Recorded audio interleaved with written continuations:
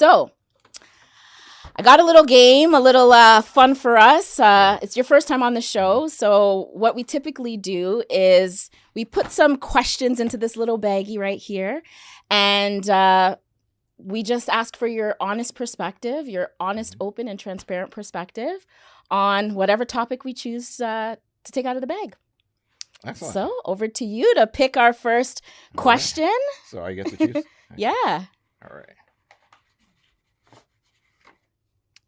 All There right. you go. Thank you.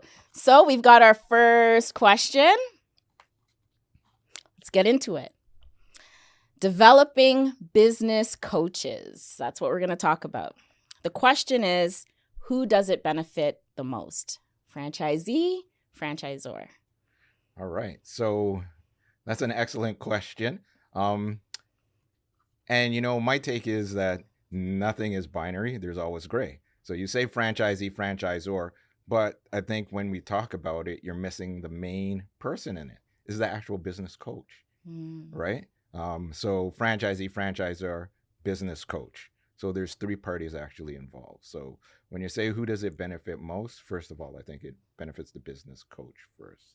Okay. As you know, business coaches come in expecting to do a lot of things, and they may not have all the tools in their box to complete the jobs that they need. So developing them, they usually get a lot out of it. Even if they exit the system and move on, they get the most out of it.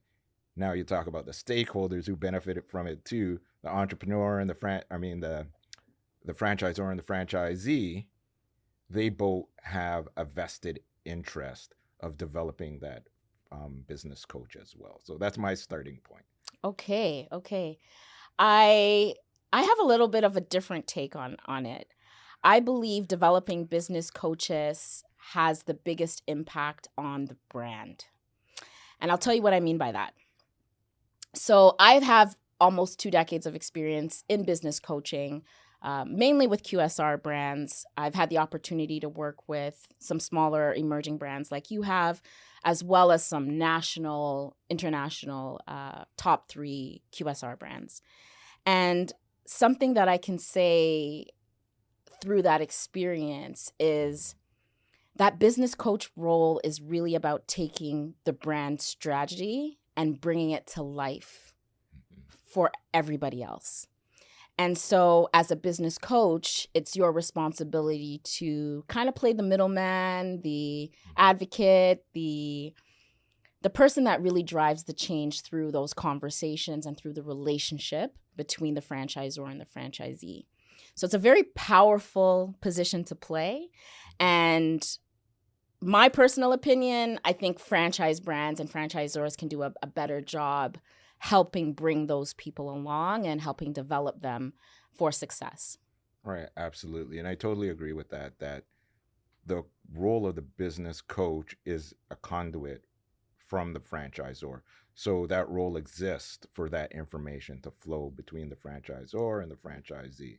So developing that role is, conducive to executing what the franchisor is trying to execute. Yes. So I definitely agree with that.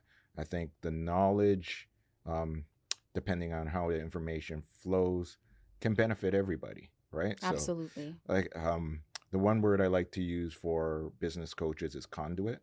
Yes. They're definitely a conduit for information flowing not only one way, but from the franchisees as well, because obviously there's those debrief meetings, the feedbacks, and all those things that go on there as well. So, but you're right. Ultimately, that role exists because the franchisor wants to get information flowing top down and I say top down loosely because that's a whole different perspective, even though it's supposed to be a partnership, but from the brand head office to the franchisee and continuing to develop that information throughout the system. Now, you've been in franchising, a little bit longer than me, but, we're coming with, almost 2 decades of experience between us. And we've seen a lot of change in the industry, especially in the last 5 to 10 years. largely driven by the increase in immigration, the increase in funding that's available for small businesses and newcomers here in Canada.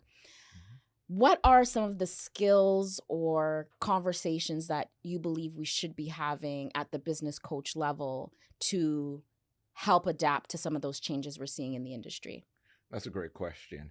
I think for everybody that comes in, it's the why and understanding, you know, their first touch with the business, because um, each franchisor vets their incoming franchisees differently. So having Right. an understanding of their acumen, their skills, other type of skill sets from business background to service background. Sometimes they have a better service background and they need operational. Sometimes they're operational and they need the service. So really understanding each person individually, which is a time consuming thing, as you know, as a Yeah. business coach, Yeah. of making that connection. And then the thing that is lost is the personal a lot of the Yeah. time, where as a business coach, you know, you can have meeting after meeting developing that bond and that trust before you can even dive into, let's say, operational of why a business is not underperforming before they're willing to share that information. So absolutely the conversation has to be bonded on trust before you develop anything else. Yeah, you hit a key point there on the importance of the relationship, whether that's, franchisor management to their field coaches or those field coaches to the franchise partners that they are going to be serving, right? So would you say are the top 3 skills? Let's narrow it down. I like threes. Okay. I love threes. Okay. So let's narrow it down to 3 different skills that should be prioritized with effective to make business coaches effective. For a business coach, you know what I'm going to say, number 1, right? is can they look at the numbers and understand what it means when they're going to go in and consult with somebody? Okay, so I guess to summarize that, it would be like some analytics or... Yeah, so when you go in and you do analytics with a franchisee, what are those numbers telling you? Because you have to be able to give them feedback about change. Mm-hmm. So that's KPIs. KPIs. Some KPIs, yes. Yeah. The other thing is relationship building. You have to be a relationship person. So developing that in them as well is very important. So whatever that looks like, there's many ways we can do that, and we can talk about that on another topic. But like the people and culture development, even at that level, is very important. Okay, I agree. And then understanding the business model of the brand. So that can look in every franchise very differently, even if they're similar franchises from QSR to QSR. One pizza brand is not the same as the other, or, hamburger joint the same as the other. So you have to understand the business model and have the franchisee that is now learning the business understand the business model, because they bought into a brand because the model hopefully works and is working the way it's supposed to work. Right. So to be able to understand that business model and again be a conduit to pass down that information is important. So those are the 3 things I would say offhand. Yeah. I think the top 3 for me similarly would be the ability to build relationship. And I would actually center everything around that. Yes. Whether it be active listening. We have 2 ears and 1 mouth for a reason. Mm-hmm. Whether it is offering transparency at every opportunity. Right. People like to understand the why, and a great way to bring people along for the journey is to explain the why. And I think you brought up a really great point about understanding the business model and the brand values and making sure you're bringing that perspective into every conversation to make sure it's constructive and serves why we're all there, which is to grow the brand and to have a profitable business. Right. Yeah. And I'll just interject something there. So the one thing I didn't mention is, but for I guess your audience is I'm an employment relations guy, right? So that is my background when it comes to business. Now, when I say, people in culture, and I'm also saying, being able to analyze. The two are hugely linked because, um, human capital, right? Any way you want to term it, is the number one expense that you're going to have.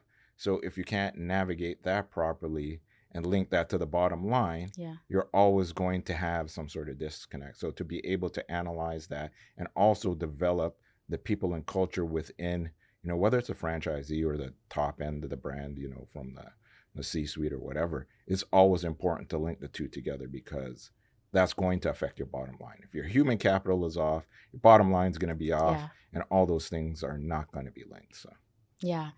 We often look at sales, we look at costs, we look at labor from a percentage on the dollar, but we don't always, to your point, look at some other metrics like turnover, like how much time does it take to invest, to train someone, to onboard someone, to hire someone. We don't always bring all of that information to the perspective and to the total cost of people.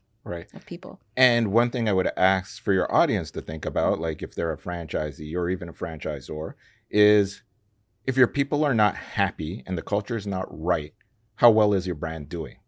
And that's food for thought. And I'm sure if most people can answer that themselves. So, that's always the starting point with me, right? I always say the customer experience will never be better than the employee experience. You have to take care of your employees. You have to take care of your people if you want them to show up for you and you show up for the brand. Right. Absolutely. Yeah. Absolutely. All right. So I think that wraps the first question. I think we had some good nuggets in there. Right. And I think that will tie in through a lot of the things that we do because that's a good first question. Yeah. As like we were both mentioning, the business coach role is a conduit to all this other stuff. So it'll probably bleed into the other questions you have today as well. Absolutely. Absolutely. And I know not every brand is at the place where they can maybe hire or have a full-time business coach, working with them. Right. Do you think there's benefit? Maybe this is another quick question. Do you think there's benefit to having an outside consultant come in to do business coaching or more of an in-house? The question of ages. It's something that I do, right? Professional development with staff at all levels. And I think it's important.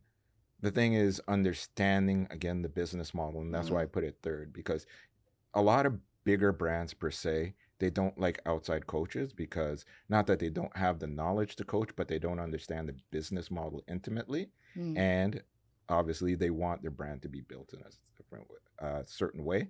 So that question really teeters on what type of coaching, what's the knowledge that is needed for the business coach, because it all depends on the hiring of the franchisor. They check off certain boxes, and then they may need to supplement with additional training or coaching from a consultant. So it depends, how they're hiring on, with whether they need to bring an outside coach in. Yeah, the way that's a good point, but the way I sort of see it is it's hard to give feedback sometimes. It's hard to give it. It's hard to receive it. And when there's no psychological safety in the room and people are nervous about how feedback will be received, it can sometimes become a barrier to being honest, becomes a barrier to being transparent, especially if the person that you're talking to maybe holds a higher title or more perceived power than you do. It can be really hard to do. So instead of spending time and effort and energy trying to change that dynamic, sometimes it makes more sense to seek a third-party perspective, someone that can come in whose job is to deliver that honest feedback and can take a less filtered look at some of the processes and problems that you might be experiencing within your organization. So I know we can talk field coaches all day long, but I do want to make sure that we have time to dive into some of the other hot topics and hot takes that we have today. But thank you for your perspective on business coaches. There's a lot there. Yeah. All right.